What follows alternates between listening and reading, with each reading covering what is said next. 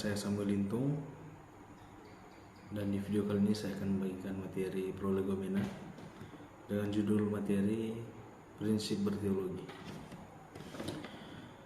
Dalam prinsip berteologi ada beberapa prinsip yang harus kita ketahui.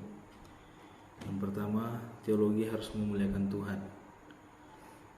Dalam Roma 1 ayat 21-22, sebab sekalipun mereka mengenal Allah, mereka tidak memuliakan Dia sebagai Allah atau mengucap syukur kepadanya. Sebaliknya, pikiran mereka menjadi sia-sia dan hati mereka menjadi bodoh. Mereka berbuat seolah-olah mereka penuh hikmat, tapi mereka telah menjadi bodoh.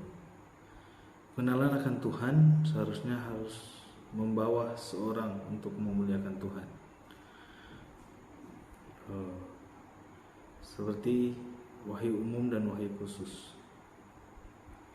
Dan prinsip yang kedua, teologi harus bersumber dan berdasarkan Alkitab. Dalam Galatia 1 ayat 6-8,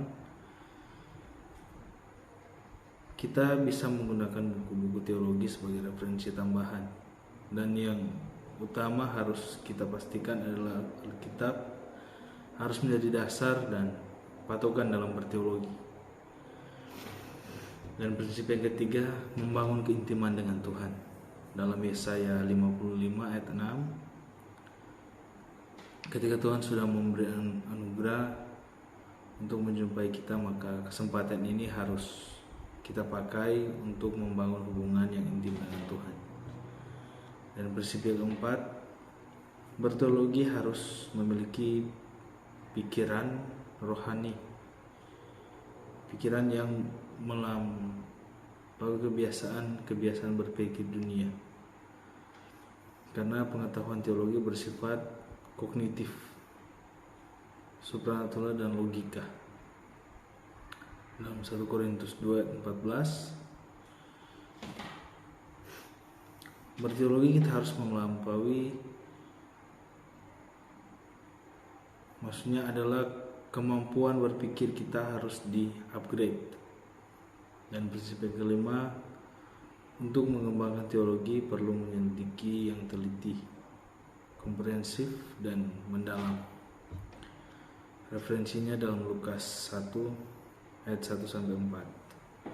Berteologi harus berguna bagi kepentingan pelayanan. Teologi bukan hanya untuk kepentingan intelektual, tapi juga dalam kepentingan pelayanan. Gambarannya dalam 1 Petrus 3 ayat 15. Karena itu perlu sekali mengupayakan teologi yang praktis dan dapat diterapkan, kontekstual sesuai dengan kondisi dan keadaan, kontemporer sesuai dengan kekinian.